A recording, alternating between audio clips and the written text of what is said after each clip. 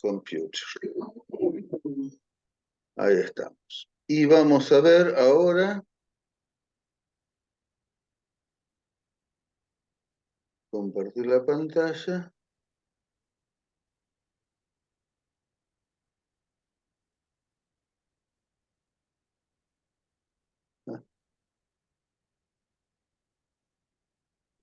Que no lo puse no lo pasé a PDF, entonces ahora para verlo grande tengo que ver dónde está. Era esta.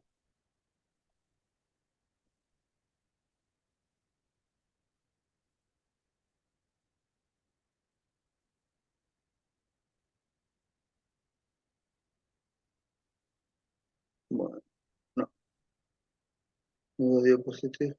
Porque encima no es el vista. Acá está. Lectura, patrón de diapositivas.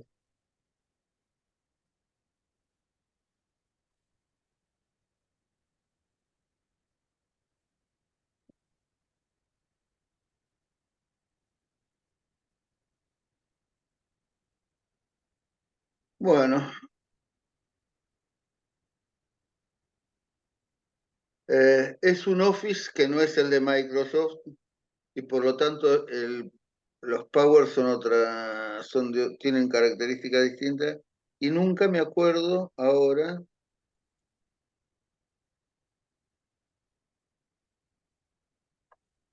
Ahí está. Bueno, vamos a seguir primero avanzando un poco con las clasificaciones, lo que habíamos empezado a ver, y en la segunda parte vamos a hablar un poco más de esto que venía anticipando antes de que comenzáramos a grabar. Bueno, habíamos dicho de la dificultad. También les voy a pasar el texto de Mabel Ladaga, que se los prometí, pero creo que no lo subí. La dificultad de la clasificación es algo que nos es necesario, porque incluso cuando planeamos una feria artesanal, cuando se abre la Feria de Colón una vez por año, u otras de menor escala, Pablo incluso cuando estuvo en el Matra tenía la idea de hacer 24 por 24, que cada provincia tuviera una y que hubiera un espacio para la producción de las otras provincias. O sea, además de la producción local, stands y puestos de venta con una síntesis de la producción de las otras provincias, las otras 23. Pero bueno, vamos a encontrarnos, ninguna clasificación, habíamos dicho, es absolutamente comprensiva de la complejidad de la producción artesanal, porque prácticamente abarca todo. Los materiales, nosotros podemos ver los materiales principales en una alfarería, es más o menos fácil saber que es un material terroso, que se cocina, por lo tanto depende también del fuego, es artes del fuego se le llama. Un textil, sabemos si es de pelo vegetal, perdón, de pelo animal o de fibras vegetales. Entonces, bueno, ahí tienen los materiales terrosos, los metales, que tenemos rubros inmensos, porque es de un hierro forjado, cada vez se usa menos, pero se usa y se aprecia una buena producción de hierro forjado, es muy apreciada, sobre todo y también en restauración se ve mucho esto. La orfebrería, que básicamente trabaja con el oro, la platería, la metalurgia del cobre, peltre, tenemos otros metales, el bronce, que es una aleación, bueno, cantidad de materiales para pensar en cada uno de los grandes rubros. Los celulósicos, que son los de origen vegetal, básicamente, las piedras, que vamos a tener desde canterías para la construcción, aunque también ahora prácticamente solo en obras de restauración se tallan piedras. La arquitectura en Europa prácticamente de todo el siglo XX, acá llegó con un poco de retraso y demás, prescindió del trabajo artesanal de la piedra y buscaba masificar la construcción también con industrialización. Bueno, es toda una disputa. Siempre se apreció acá mucho más la construcción de tipo artesanal que la industrializada. Técnicas. Habíamos dicho que cuando hablamos de artesanía, básicamente tenemos una mayor complejidad técnica, mayores procesos físicos y químicos, hay una transformación del material mayor que con una manualidad.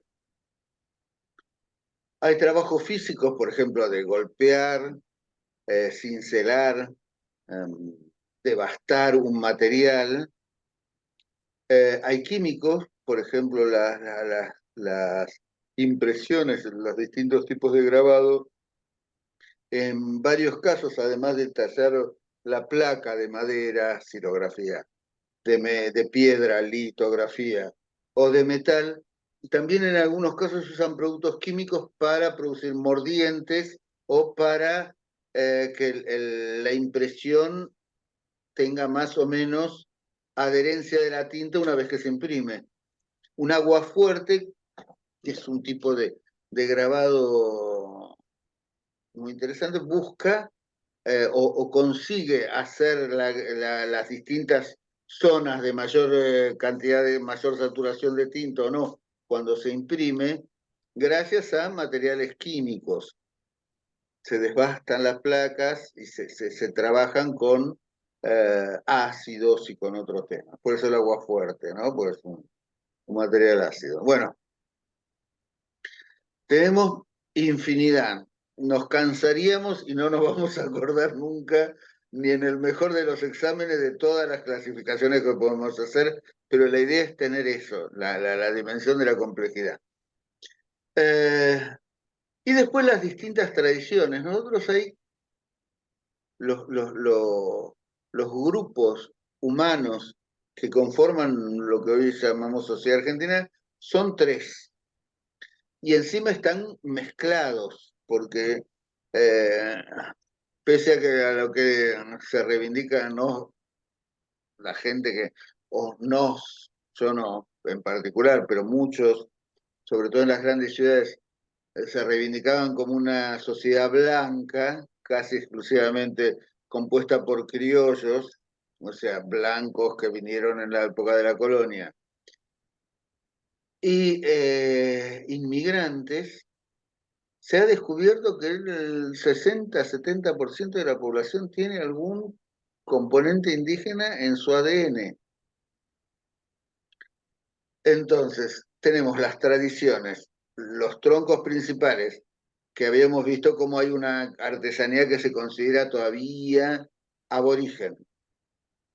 Es más cultural que genético, pero bueno, también lo genético sirve para modificar ciertas concepciones culturales. Las criollas, que son las dadas por la sociedad predominantemente blanca de la época de la colonia y las primeras décadas de la vida independiente, que se han materializado en estas cosas que veíamos en la primera parte, en patrimonio artesanal, cierta artesanía del cuero, ciertos textiles, ciertos modos de construcción, adaptados y con materiales del lugar, pero con esa influencia, esos patrones de diseño y de imagen venidos desde Europa, en el siglo XVII, XVI, XVII y XVIII, básicamente. Y después, con la gran inmigración, empieza a haber otros grupos que traen sus propias tradiciones y que de acuerdo a cómo se insertan o donde predominan o donde hay una influencia mayor o menor, vamos a tener variaciones de aquellas otras dos tradiciones más antiguas. En Misiones con la gran inmigración de Europa del Este, Ucrania, Polonia eh, y demás, en el Chaco hay cantidad de poblaciones del centro de Europa, checos, eh, húngaros, de varios orígenes. O ustedes tienen ahí en la zona los galeses, que en toda su producción artesanal, toda su producción trajeron y adaptaron sus usos, costumbres y modos de producir desde su tierra natal. Es muy interesante. Sí, ¿qué comentabas? No, no, decía que sí. Eh, eh, Porque otra de las cosas que no sé si lo marcamos con suficiente.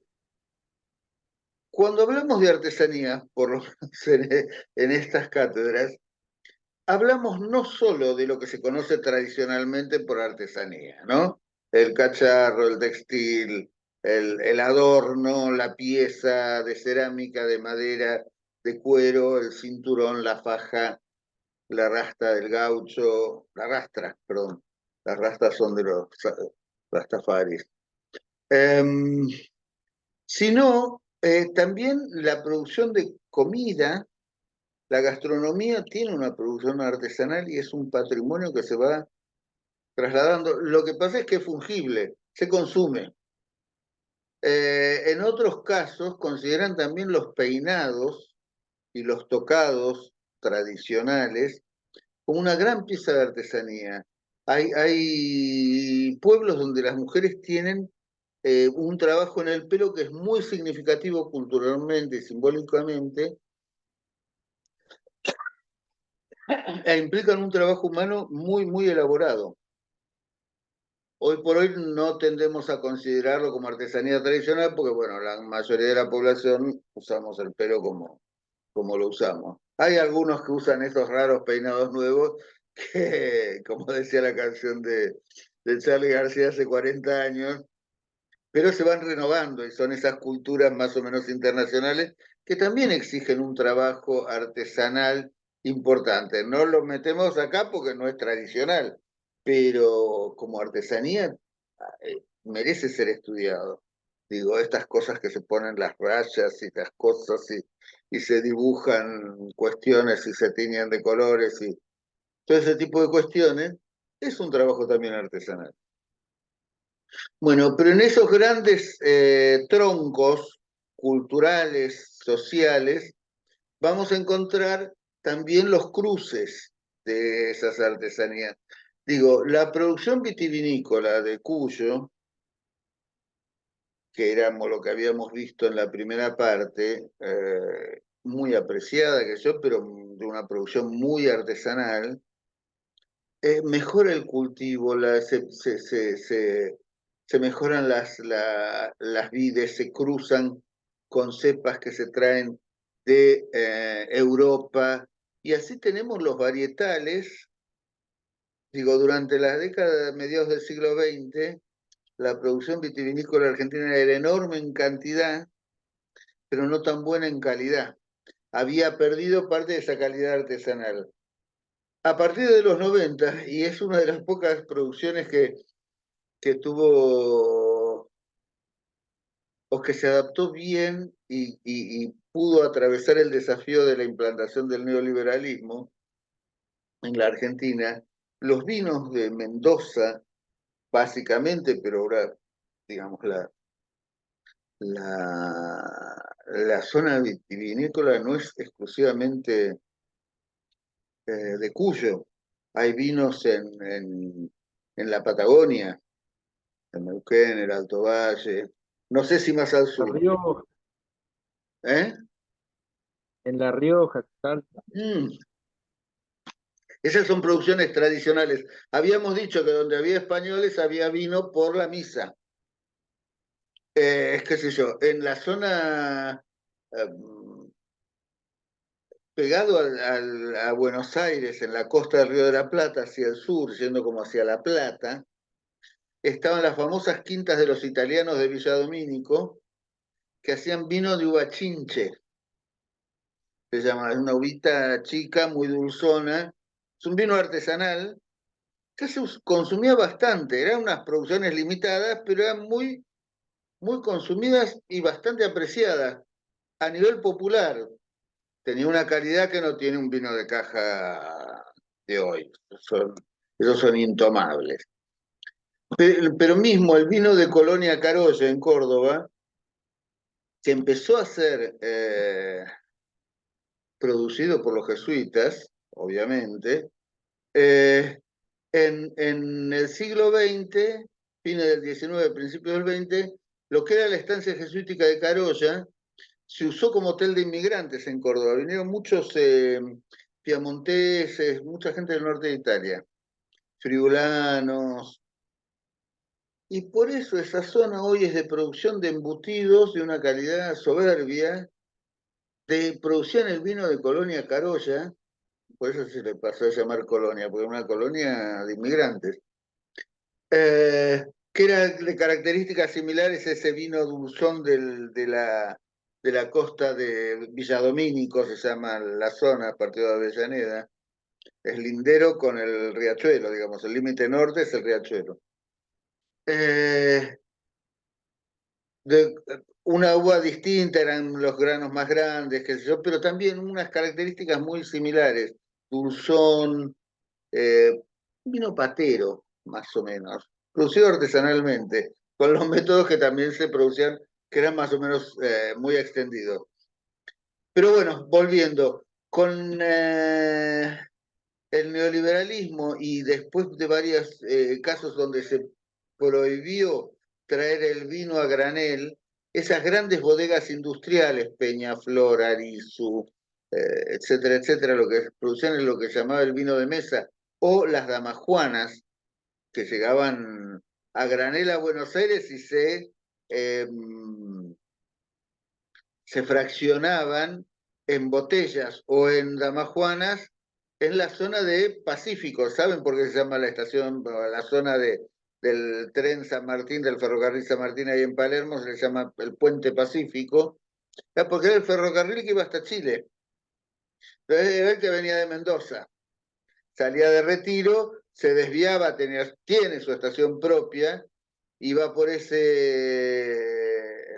por terraplenes, viaductos, y bajo el viaducto, en la zona de Pacífico, había grandes productores de toneles que después durante los 80 ya, cuando había decaído mucho ese tipo de comercialización y de fraccionamiento, los toneles se reutilizaban para hacer mobiliario, para hacer eh, maceteros enormes, y duró mucho tiempo. Ahora, bueno, hay un shopping, conservaron las estructuras, pero bueno, se perdió mucho. Y en la zona de la Paternal, no sé si conocen más o menos Buenos Aires, un poco más hacia el oeste, también estaban las bodegas Gio, cantidad de bodegas que tenían su filial porteña, y ahí es donde se fraccionaba.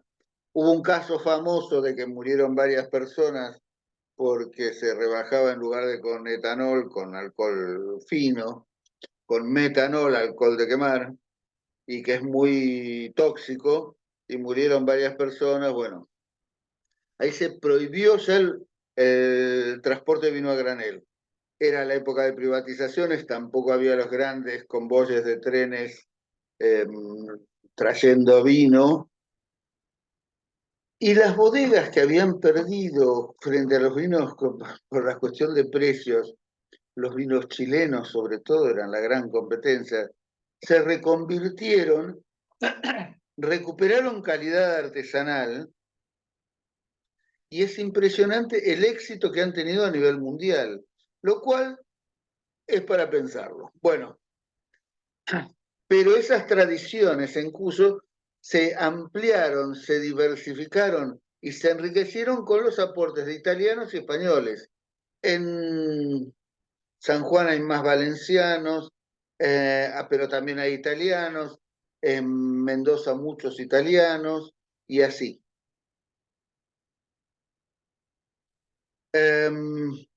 Así que bueno, vemos desde toda esta diversidad cómo podemos hacer perdón, que esta producción, insisto, marginal en cuanto a cantidad y a las posibilidades de circuitos de,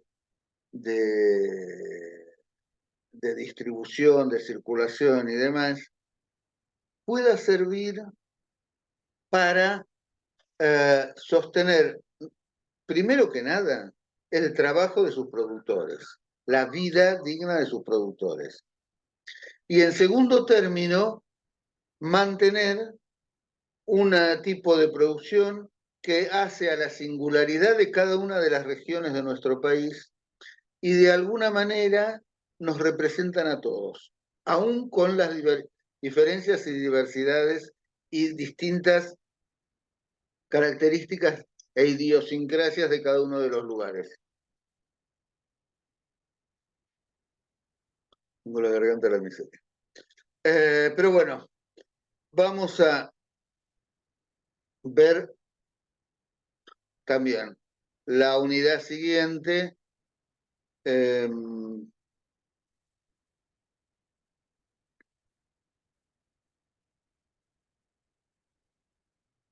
tengo que ver ahora cómo vuelvo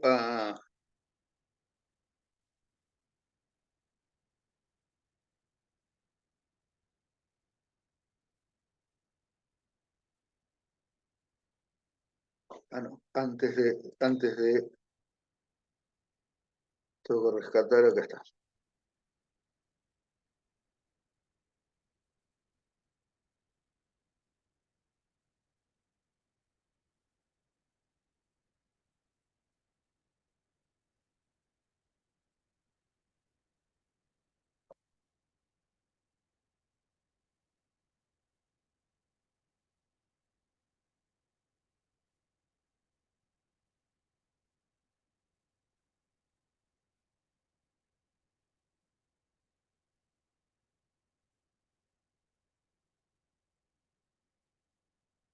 Ahora sí, pasamos a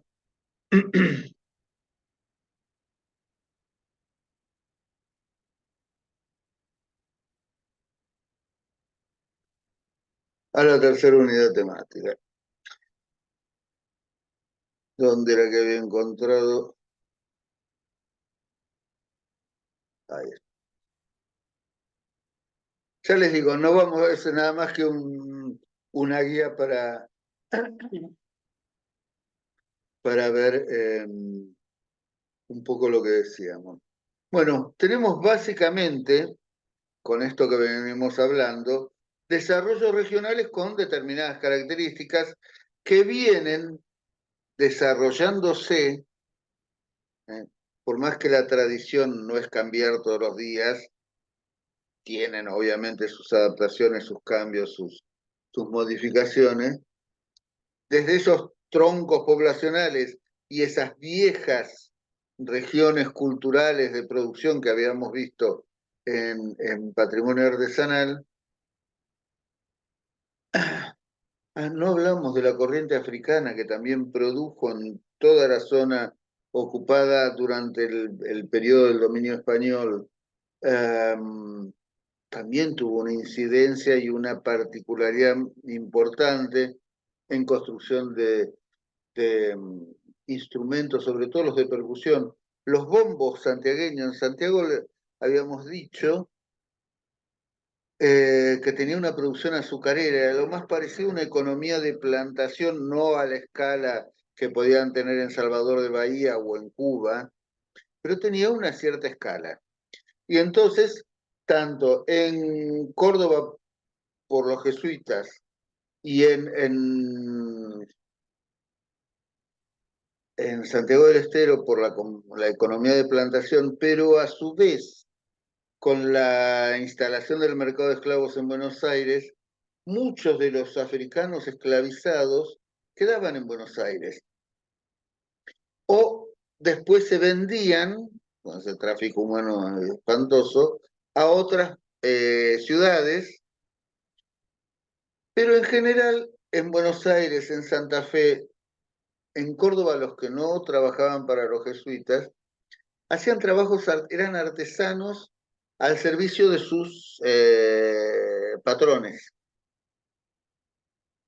Y al mismo tiempo producían cosas para ellos con los desechos, porque no les permitían poseer nada. Y el tema de la música y algunas cuestiones del folclore, sobre todo los aportes rítmicos de la música criolla posterior, vienen dados por elementos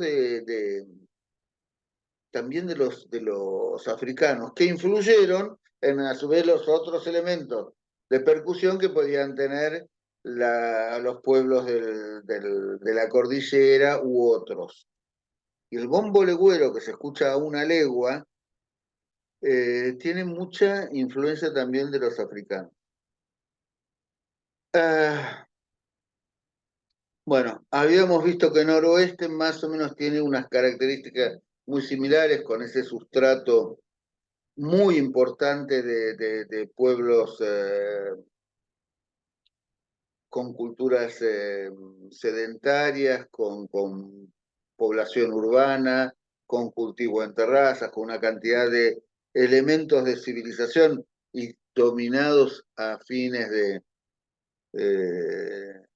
previo a la dominación española, a la conquista española, los últimos años bajo el dominio y la égida de los incas, que terminaron de conformar y de unificar y de enlazar pueblos que por ahí eran belicosos entre sí y demás, pero bueno. Y eso le dio características muy importantes a la sociedad posterior, la dependencia en la primera etapa de la colonización española y de la conquista respecto de la economía del Potosí. Ahí vamos a tener una producción artesanal riquísima, con mucha influencia de ese sustrato originario muy importante y muy productor de artesanías, de trabajo alfarero, textil, etcétera, etcétera, con la influencia que le impusieron los españoles. Zona cuyana y los valles centrales, bueno, la producción vitivinícola y algunas otras cuestiones también de subsistencia, pero lo característico era la producción vitivinícola. El centro, que después de la decadencia de Córdoba se integra a todo el sistema pampeano, ¿eh? Con alguna diferenciación en la zona serrana, sobre todo en Tras la Sierra. Esas dos regiones le dan ciertas características. El aporte europeo con la pampa gringa trae otras características que sería muy difícil de describir en profundidad, pero que es muy interesante porque a su vez, si bien trabajan de manera más o menos industrial el cultivo de la tierra, eran arrendatarios básicamente y pequeños chacareros cuando tenían en propiedad, pero tienen toda una producción del tambo que sigue siendo hasta ahora muy importante. También en los 90 han hecho que el pulpo de la Serenísima tuviera una posición dominante enorme que sustrajo y absorbió muchas de las producciones locales. Pero Sancor eran cooperativas de Santa Fe y Córdoba. En la provincia de Buenos Aires, sobre todo con los vascos, toda la pampa húmeda estaba llena también de inmigración vasca, Cañuelas, San Vicente y Chascomús, y más al sur, porque conforme iba corriéndose la frontera con el Indio, iban llegando y iban avanzando. Bueno, habíamos hablado de Ramón Santamarina, me parece, como miembro que después fue de la oligarquía, pero que era un vasco que iba mercachifle. Hizo un emporio después. Eh, la región mesopotámica, o lo que llamábamos del litoral norte, que incorpora a todas las provincias de Formosa y el Chaco, el norte santiagueño, el norte de Santa Fe, donde hay unas poblaciones originarias que no estaban asimiladas hasta principios del siglo XX. Se produjeron masacres espantosas, algunas se juzgó el año pasado, pero hasta los años 40 hubo.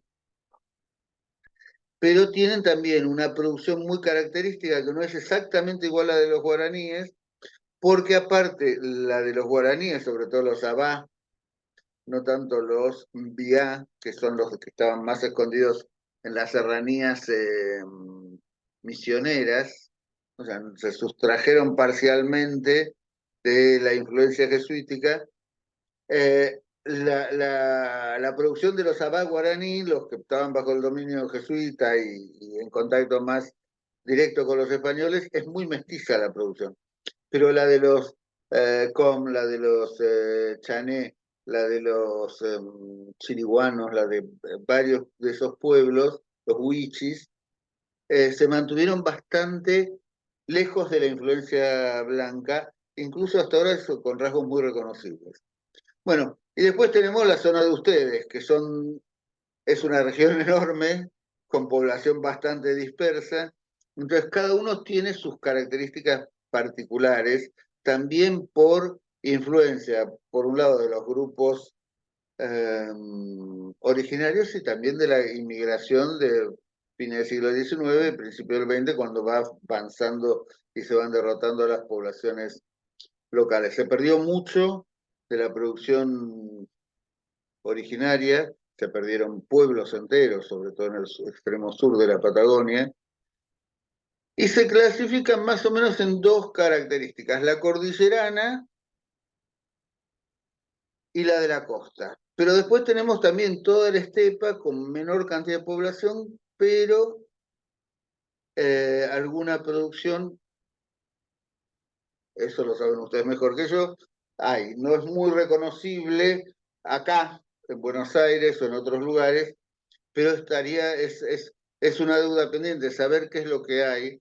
Y bueno, pero evidentemente hay una gran valoración por la tierra y por la producción propia, que se ven las peleas en contra de las mineras, etcétera, etcétera, que la vienen sosteniendo desde hace tiempo y de una manera admirable.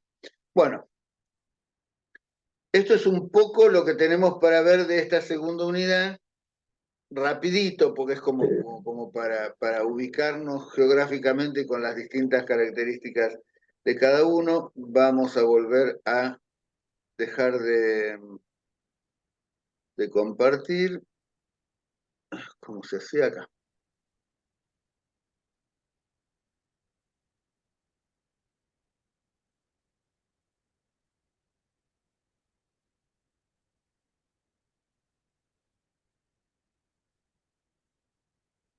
Venimos corriendo. ¿Alguna pregunta, alguna cosa? ¿Está más o menos claro lo que... ¿Cómo?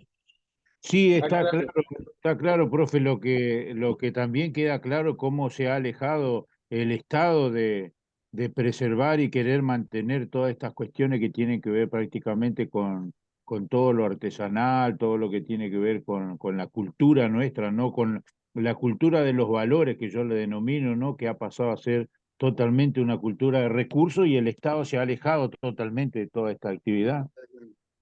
Em, pero pensemos también, porque es importante, que frente a esta modificación radical del Estado liberal democrático, en su variante del Estado de bienestar, etcétera, etcétera,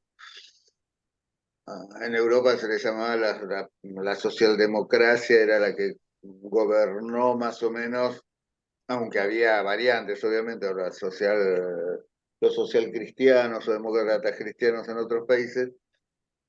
Eso que construyeron el estado de bienestar en la posguerra, la segunda posguerra, lo van abandonando en la medida de esto que decíamos hace un rato, de que cae el contrapeso estratégico del dominio de los Estados Unidos. Los Estados Unidos mismos tenían un welfare state, como le llamaban ellos, un estado de bienestar, y un Estado que intervenía en la economía con un capitalismo keynesiano muy importante para salir de la Gran Depresión, perdón, de la Gran Depresión del 30, con Roosevelt, el New Deal, genera una intervención del Estado importantísima en obra pública, en trabajo de sostenimiento de la industria, en aranceles diferenciales para que la industria compitiera. Y bueno, ellos desarrollaron con la Segunda Guerra Mundial, ya lo venían haciendo, una industria armamentística notable, que es lo que sigue sosteniendo básicamente ahora con los servicios financieros el capitalismo en los Estados Unidos.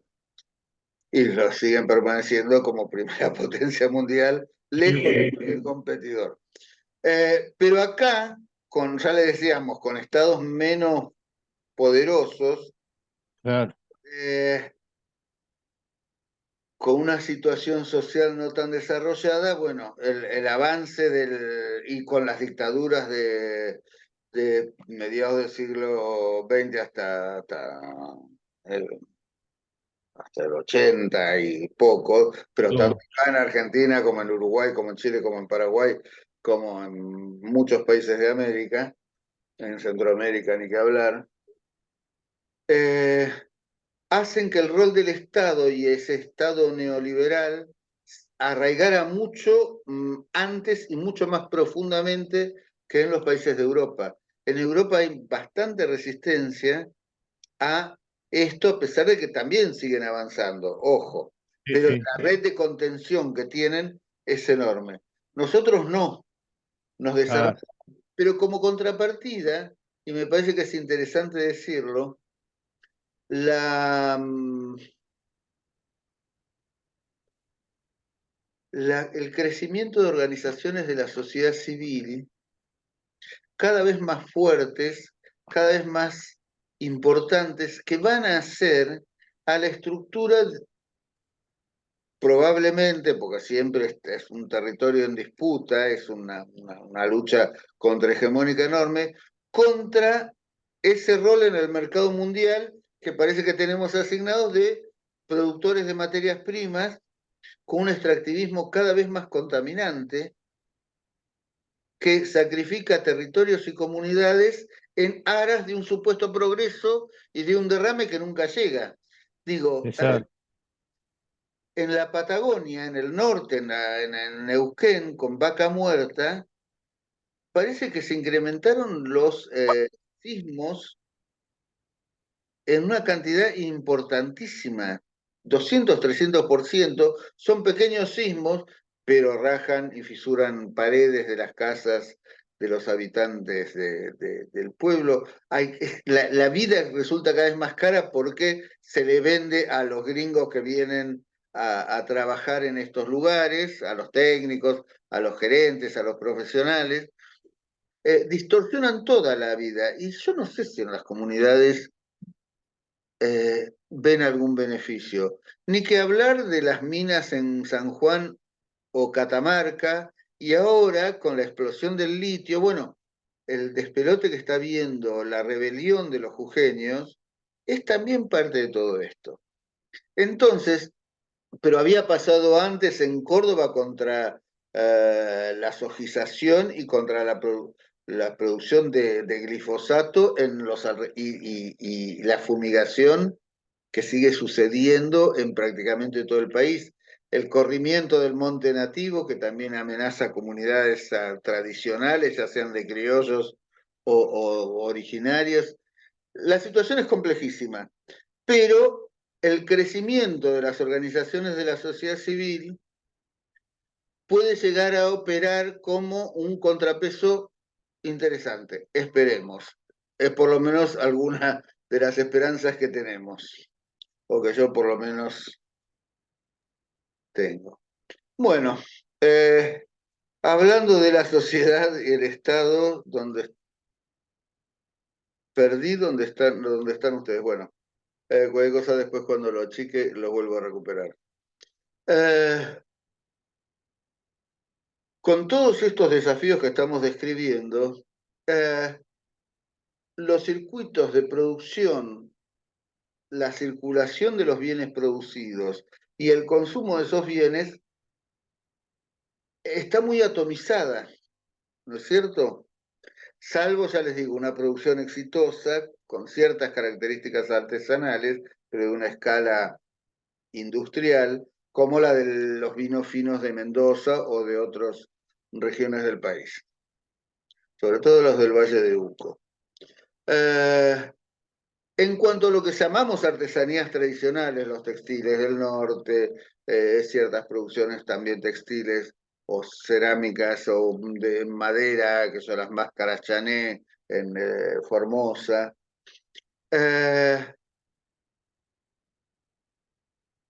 Básicamente se venden en principio a los turistas. Hay una avidez por tener esta cuestión de la producción local, de lo exótico, de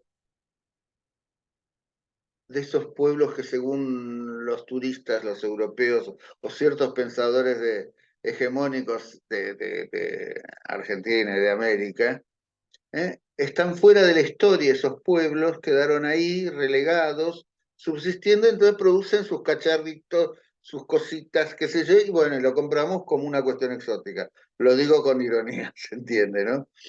Pero realmente nosotros lo que tendríamos que propugnar es a que puedan vivir de esta producción.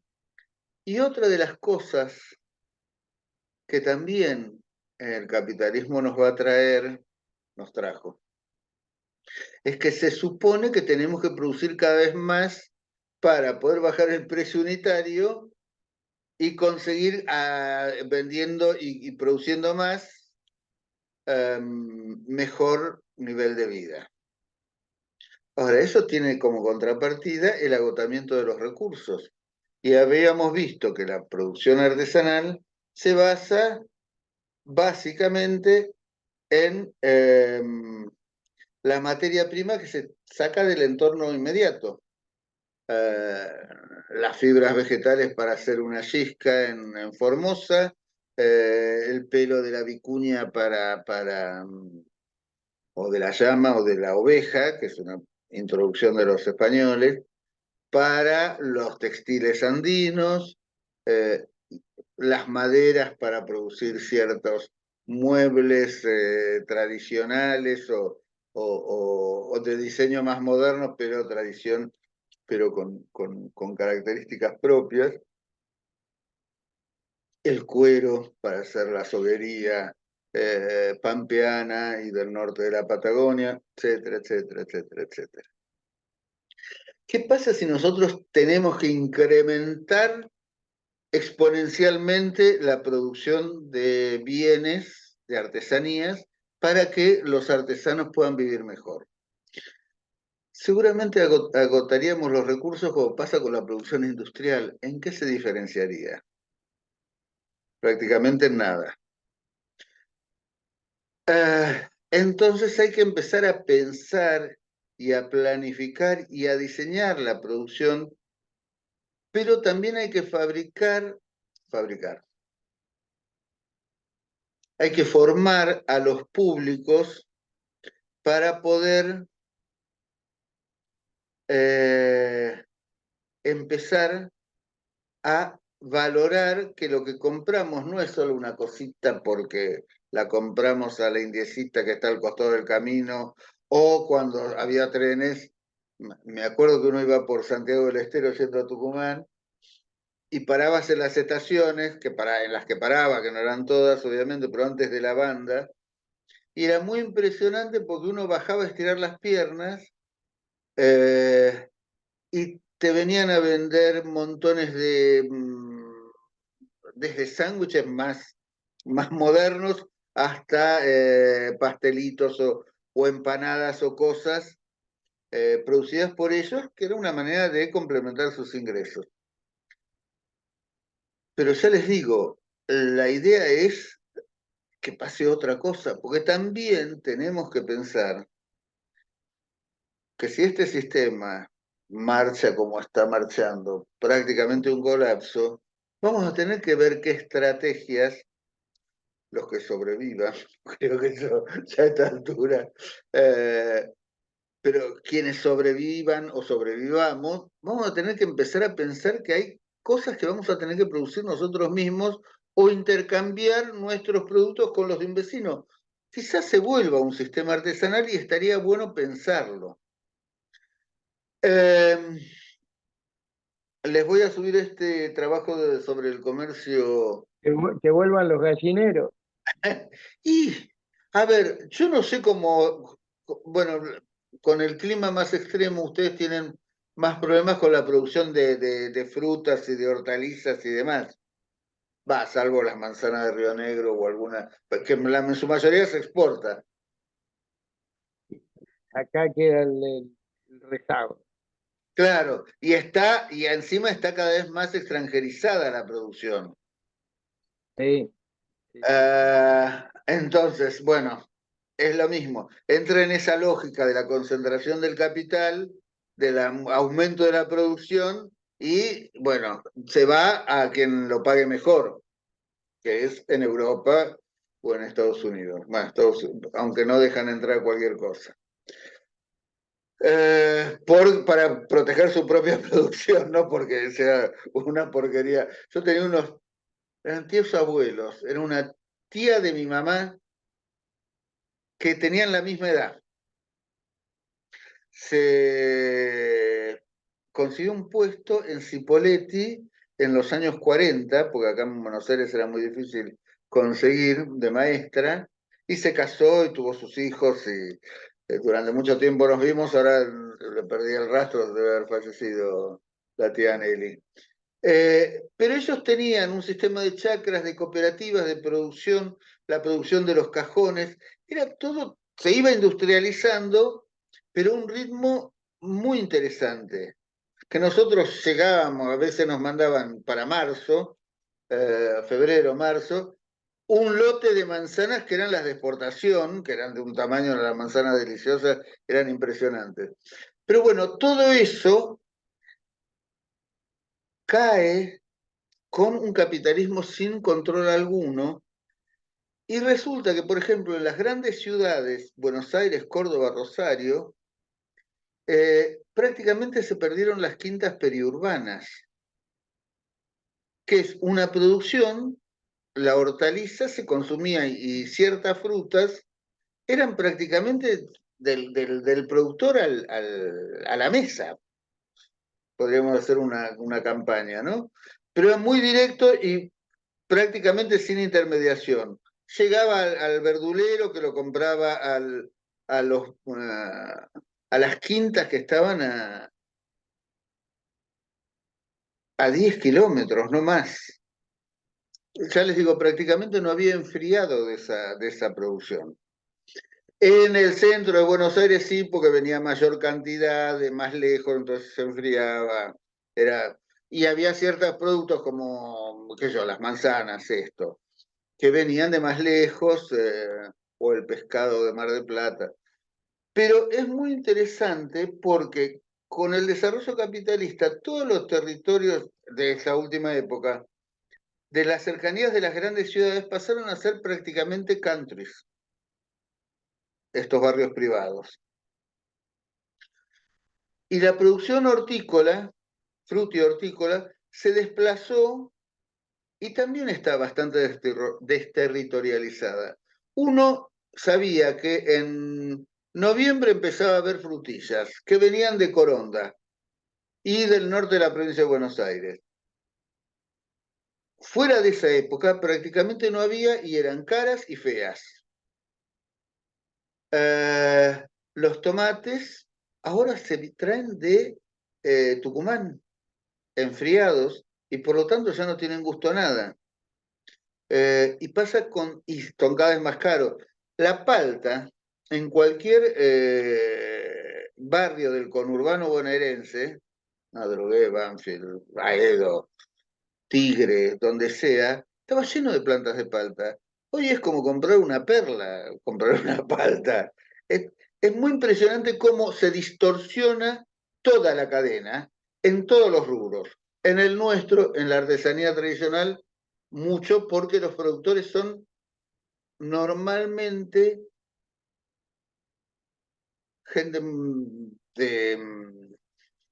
vulnerable, ya sean porque son los propios pueblos originarios, porque son criollos muy pobres, de provincias pobres, que dependen en gran medida de la asistencia estatal, que cuando producen bienes de caridad, alguien de alguna ciudad los compra en cantidad, lo paga a muy bajo precio y lo vende en forma privada a un precio altísimo. Porque hay, además de que no todo el mundo está formado, como público, hay un público que sabe apreciar eso. Entonces, como contrapartida, empieza a surgir tímidamente en los años 60 y básicamente fue con productores de café que creo que eran de África, del este de África, de Etiopía, ahí donde nació el café,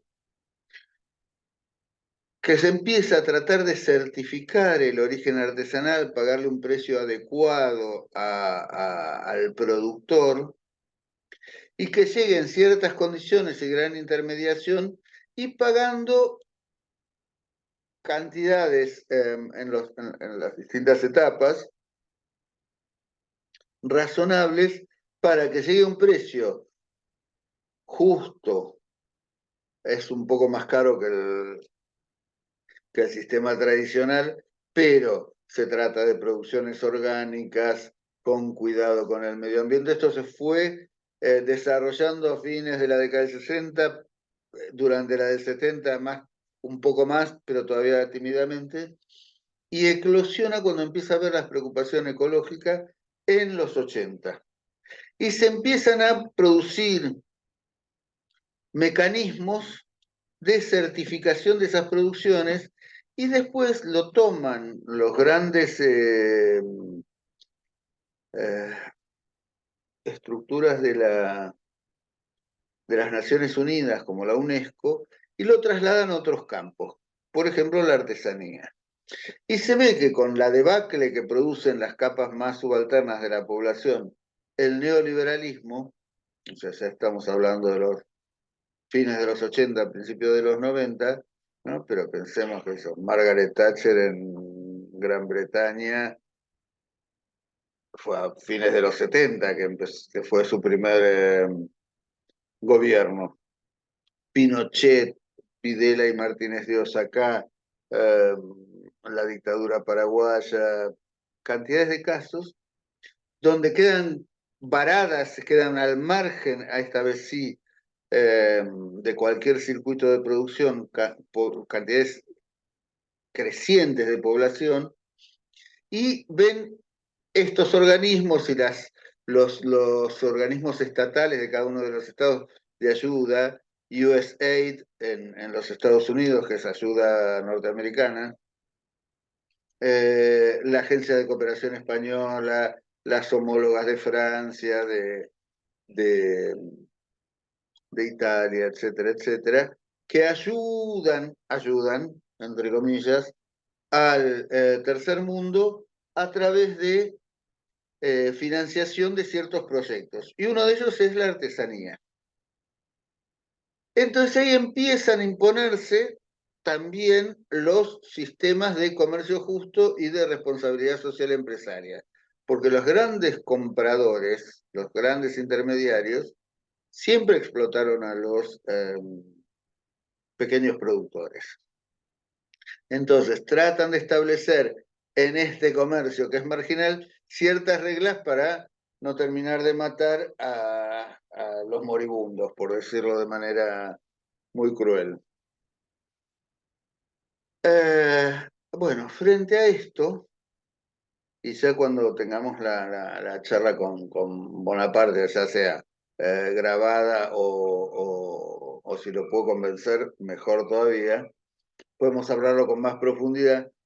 Ese tipo de sistema funciona de manera muy marginal, muy al costado de los grandes sistemas de producción y circulación de bienes, y también es marginal porque es como el comercio de los pobres, es esto, para que no se terminen de morir de hambre. Pero la idea es modificar ese estado de cosas, ojalá tengamos la fuerza suficiente, por lo pronto el trabajar sobre la formación de públicos, el esclarecimiento de cómo son estos mecanismos, puede ayudar esto, ver cómo están funcionando las organizaciones de la sociedad civil, porque esos son muy importantes para la democratización de un sistema que es básicamente antidemocrático, pese a que son los inventores de la democracia. Pero la democracia representativa funciona en la medida que no haya extremos de riqueza y extremos de pobreza incomparables y que no incomunicables, porque ya se producen subculturas que son muy de muy difícil interacción. Si los ricos tienen cada vez más poder, van a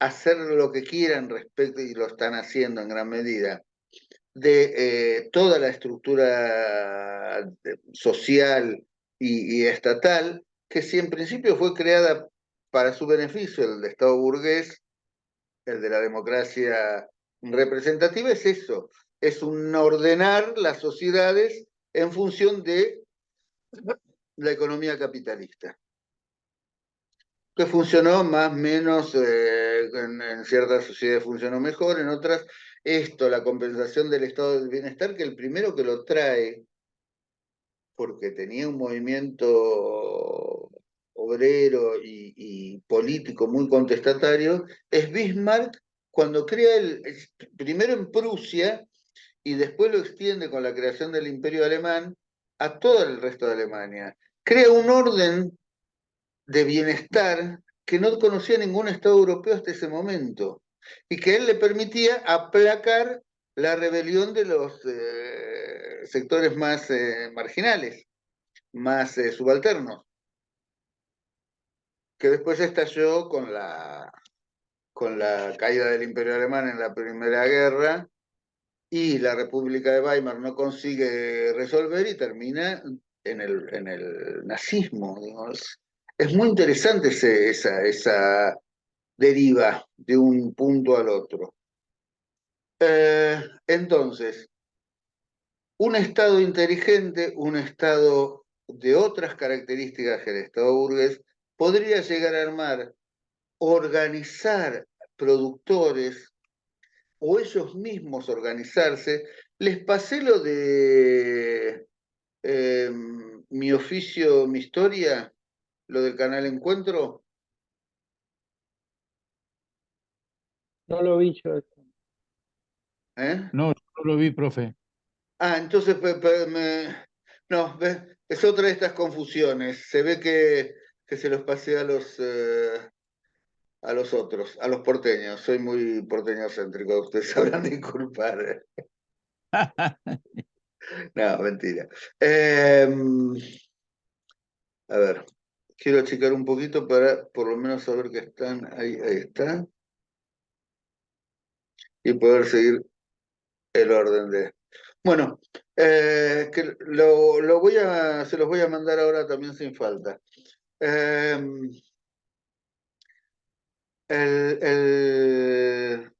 fue una serie de programas que hizo Canal Encuentro, no duró mucho. Les voy a mandar uno de una cooperativa en Catamarca, cómo las tejedores se van uniendo para poder defender su producción. Mi oficio, mi historia, si mal no recuerdo se llama. Y en Lo función. vi ese video. ¿Eh? Sí, sí lo vi ese video. Yo lo vi. El de los ponchos, que Sí, la vicuña y esas sí, sí, sí, cosas. sí, Sí, yo sí. lo vi. Y Sí. no se restringía solo a la artesanía más tradicional, sino que había un programa muy interesante con un muchacho pero que hace autómatas como los del siglo XVIII de Europa, con materia prima su materia prima es descarte, mecanismos, relojitos, engranajecitos de relojes, resortes, y fabricaba los muñecos y los hace andar de manera muy interesante. Y otra que tampoco es nada tradicional, pero que es un tipo que me está interesando mucho, es un muchacho de Villa Langostura, que tiene una cuenta de Instagram, es profesor de una escuela técnica. Y por ejemplo, lo último que está haciendo con unas latas de plástico, de las de pintura de 20 litros, una prótesis para un nene que puede trabajar la mano, tiene un muñón, y le permite artesanalmente recuperar una autonomía que el pibe había perdido, y con elementos de desecho. Él empezó a hacer eso y hace después juguetes y cosas muy interesantes. Si tienen Instagram, búsquenlo. Ladrón de chatarra se llama. Ajá. No me acuerdo el nombre de este muchacho. Es muy interesante. Lo que también hace juguetes. Son buenísimos porque se descubre el material este de descarte, esta materia prima que son descartes de producciones industriales, y les da una vida que es soberbia. Bueno, pero vuelvo, son iniciativas aisladas, en algunos casos tienen apoyo estatal, pero habría que estructurar una red importante a nivel de Estado federal, asociado con los estados provinciales, con municipios, con las organizaciones de la sociedad civil. Recién ahora parece que se está armando una federación de artesanos. Está en Facebook. La tengo que buscar porque hace tiempo que no me aparece nada y no estoy viendo tanto Facebook, pero en cuanto la encuentre, también les paso el dato. Empiezan, si uno consigue armar una red, no tanto el estado tradicional de el Ministerio de Cultura o el de Producción, el FONARTES en México, el Fondo Nacional de Artesanías, funciona desde el Estado, desde la parte de economía. Nosotros lo tenemos en cultura con el Matra y ahora Matria, porque somos todos feministas. Hay cosas que solo cambiando el nombre se resuelven las cosas. Toda una gran discusión. Pero bueno, por lo menos empezar a hacer una red para compartir información, para fortalecerse en tanto productores frente a un comercializador que seguro que es mucho más poderoso que cada uno de los individuos por su parte, y en caso necesario con el apoyo del Estado nacional o federal, del Estado provincial y de los estados municipales en la medida de lo posible. Ahí se podría empezar a reequilibrar un poco este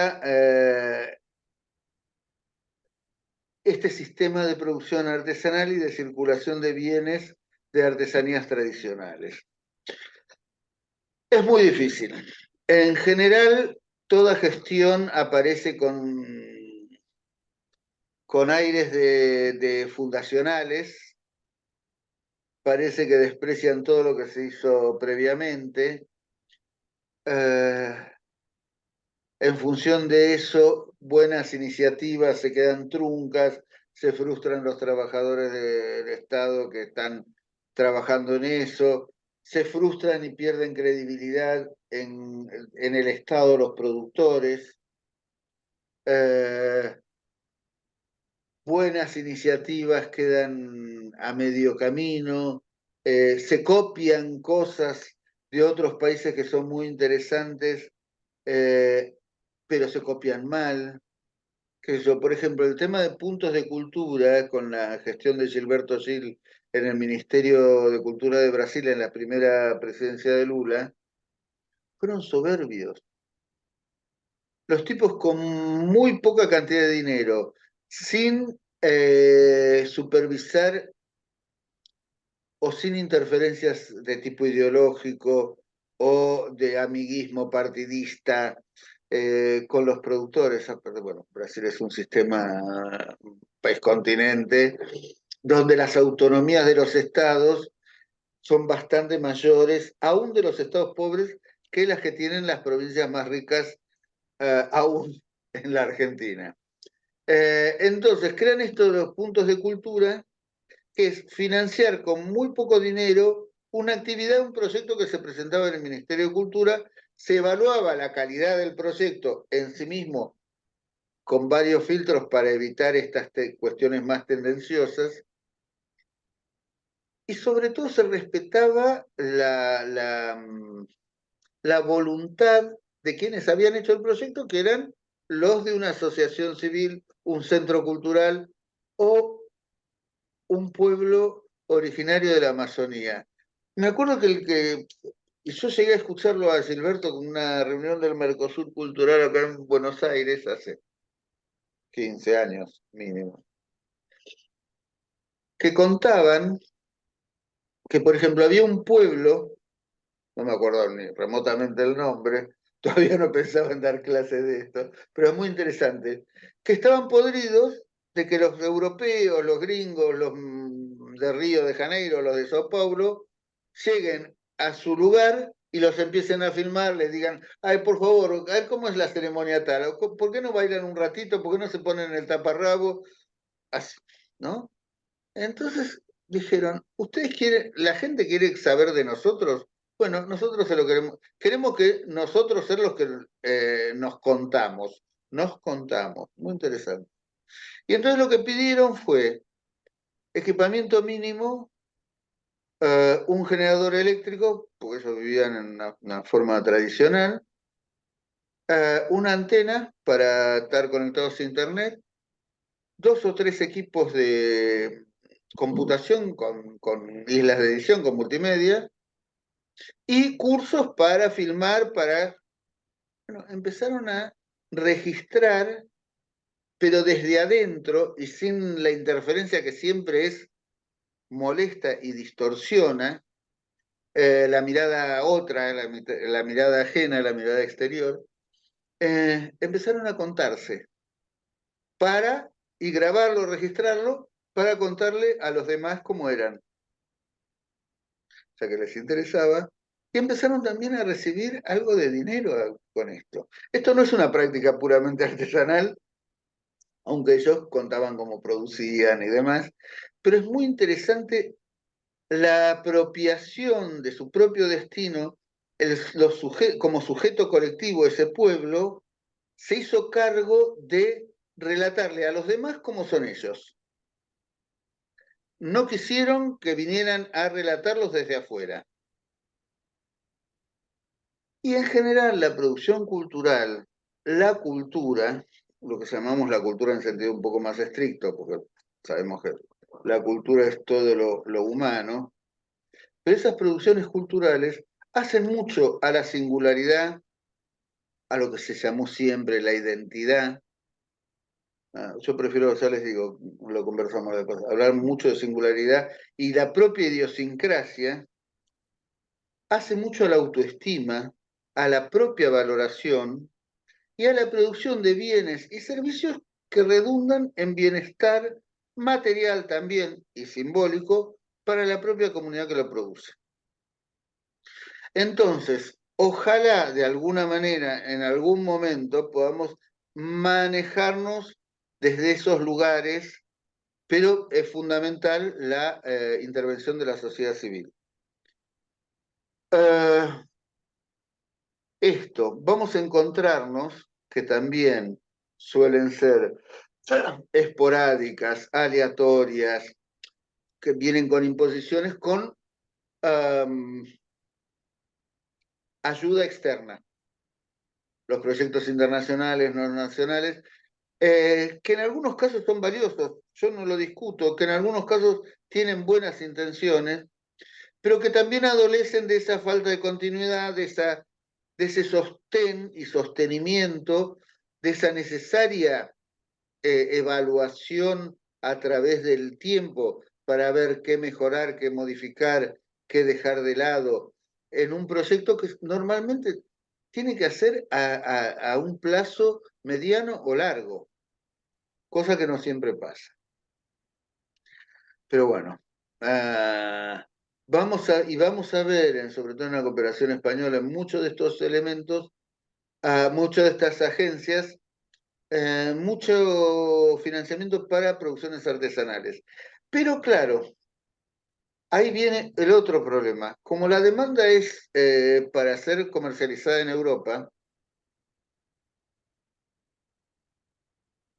no solo debe cumplir ciertos estándares de calidad, de tamaños, si es vestimenta, detalles, etcétera, etcétera, sino que también por ahí están hechos en función de la mirada eurocéntrica hacia el exótico y no en función de la producción local que es apreciada en otra parte. Y vuelvo, si nosotros tuviéramos una red estatal y de la sociedad civil más o menos estabilizada, se podría negociar de otra manera con estas agencias. Entonces se podrían imponer ciertas condiciones o se podría explicar mejor de qué modo se producen ciertas cuestiones para que también haya una formación y una educación a los públicos extranjeros, por ejemplo, europeos.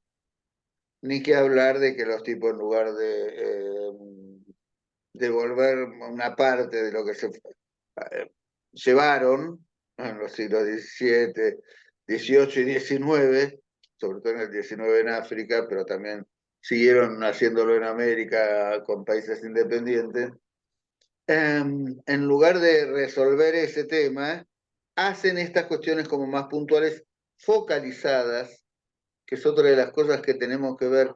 Toda la ayuda, y van a escucharlo cuando se hablan de los planes de ayuda, asistencia social, los planes de ayuda, los planes alimentarios, los planes, todo el Banco Mundial, cantidad de agencias, hablan de la ayuda focalizada, a atender la situación de emergencia. Y nosotros tenemos que ir por otra cosa, por sostener una producción que sea económicamente viable para los productores, que sea culturalmente significativa para la mayor parte de la sociedad y que sea importante en cuanto a la producción esta, de autovaloración, de afirmación de nuestras singularidades y demás. Bueno, en todo este mare magnum, iba a decir quilombo, pero no lo... En todo este mare magnum, se empiezan a ver y se tratan de imponer, por lo menos se legisla, se escribe, se hacen tratados, convenios, convenciones de buenas prácticas. El tema de la buena práctica es, primero, que en la artesanía tiene que seguir siendo artesanía. No se puede introducir cuestiones de, sobre todo en las ferias, en los mercados, no se pueden introducir elementos industriales o adocenados o producciones en serie que sean claramente no artesanales. También las buenas prácticas implican que yo te pague lo que vale tu trabajo, para lo cual aquella organización de los productores, de los hacedores, va a ser cada vez más importante y necesaria para poder afirmar este punto. Después está la trazabilidad y la sustentabilidad, que de alguna manera vinimos hablando en toda la charla. Esto, yo tengo que saber de dónde viene, cuánto se le pagó al productor, si ese productor trabajó, porque también ahí está el tema de la sostenibilidad, con modos amigables con la naturaleza, si se extraen de manera brusca, o sea, copia cantidad innecesaria de lana o de fibras vegetales que pongan en peligro la producción local, esto lo decíamos hace un ratito, una cantidad de elementos que los medios de producción, las herramientas, en lo posible sean también de fabricación artesanal, fabricadas por los propios artesanos o compradas en su comunidad, no utilizar un cincel que venga de Buenos Aires para hacer una obra de alpaca, una pieza de alpaca en Catamarca, alpaca del metal, la plata pobre, o de platería o lo que sea. Así que bueno, esa trazabilidad, ese conocer en cuanto la materia prima, las herramientas que se usan, en la producción de un determinado artesano, sería importantísimo tener un registro confiable de artesanos que den su examen como se hacían de alguna manera en los gremios medievales en Europa, que tenía que producir algo para demostrar que ya dominaba el circuito, y en algunos casos quedaban en el taller original y en otros fundaban su propio taller. De alguna manera para poder certificar y saber que los bienes que se producen tienen determinadas características. Estos procesos de certificación, de certificar la calidad de los productos que se van haciendo, es importante que se haga con consenso de los productores. Al principio de la democracia, en la Comisión de Monumentos, Comisión Nacional en ese entonces eran museos, monumentos y lugares históricos que estaban en el Cabildo, el arquitecto Peña, que era el director del Museo de la Ciudad y vicepresidente de la comisión, decide hacer una feria artesanal en el patio del Cabildo, abrirlo al público porque durante la dictadura siempre estaba cerrado, una parte del patio servía para que los capitostes estacionaran sus autos, pero es historia pero no tan lejana. Y se arma la feria y se hace de una manera muy interesante, se fiscaliza, es feria de diseño contemporáneo, ¿no? Neoartesanía, pero vale para las artesanías tradicionales. Se hacía un tribunal de fiscalización, equipo de fiscalización, ¿no? El tribunal suena demasiado, donde estaban autoridades de la Comisión Nacional, Peña básicamente, mientras todo el tiempo que estuvo dentro de la comisión, 3 artesanos que rotaban, y está bien que era un espacio muy limitado, entonces eran características muy particulares.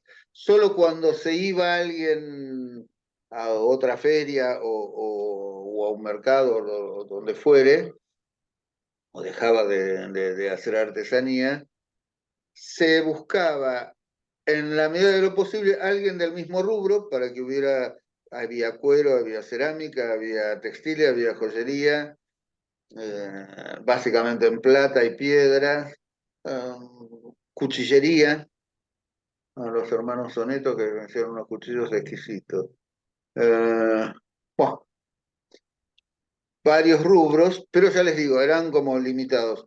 Entonces, entre ellos fiscalizaban y el resultado era absolutamente aceptado por el postulante, que en el caso de que tuviera que corregir algún elemento de su, de su trabajo, lo hacía sabiendo que se lo habían dicho de buena fe sus pares.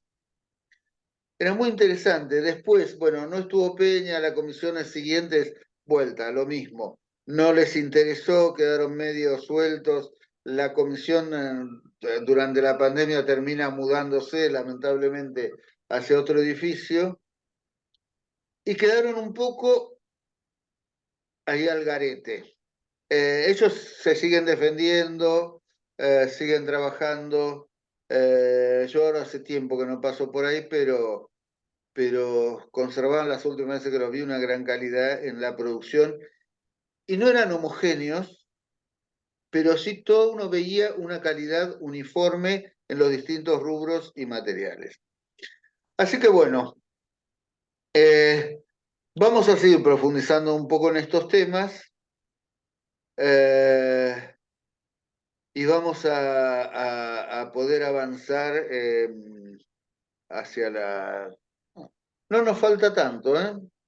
Sí, así que vamos a tener tiempo para recapitular algunas cuestiones y ver cómo armamos el tema del trabajo final y la evaluación. ¿Algún comentario, alguna pregunta, alguna No, duda? profe, todo tranquilo, todo bien, con mucha claridad, pensando, pensando nomás. Bueno, espero que lo hagan porque lo sienten y no porque se quieren ir a... No, no, no, no, no, no, sí, de hecho estamos relacionados siempre con la cultura, estamos siempre Bien, sí, haciendo sí, sí, no, cosas y sí, Sí, yo acá tengo amigos artesanos y es verdad eso de que no se le paga o siempre se está protestando por el trabajo que hace. Y realmente el laburo es impresionante y pero no decime si no suele es, estar. claro, si no es real que son un poco individualistas también. Sí, totalmente. Entonces, bueno, la idea es poder trabajar de manera más asociada eh, en beneficio de todos, ¿no? En beneficio de ellos como productores, sin que les impongan modos de producir.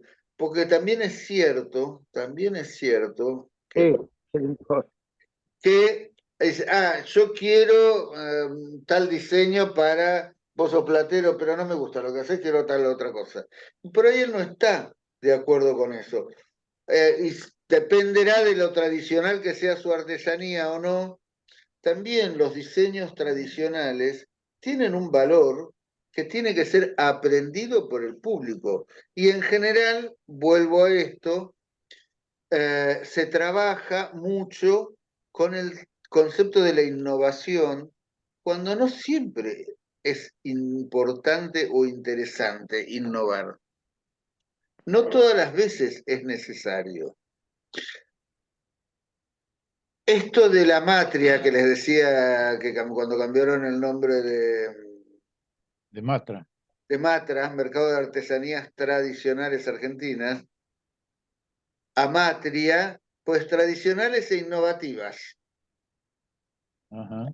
Entonces viene el diseñador, la diseñadora, y dice, ay no, esta guarda no está buena, hagamos esta otra. Y no, es la guarda que hacía mi abuela en sus ponchos o en su tejido, en sus yiscas, en lo que fuere, en sus cestas o en la alfarería, la que hacía mi abuelo o mi bisabuelo, y él la aprendió de su abuelo y así. Y se confunde mucho esto y en algunos casos es muy, muy contraproducente.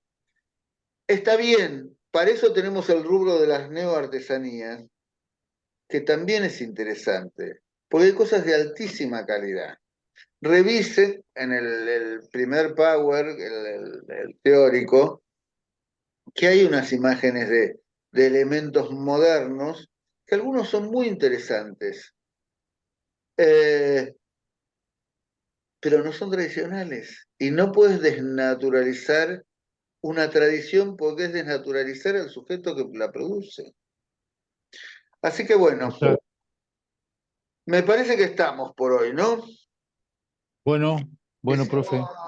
un recorrido bastante rápido, pero bueno, seguramente vamos a volver en algunos puntos y vamos a poder seguir reflexionando. ¿Ok? Bueno, Perfecto. profe, cómo no, perfecto.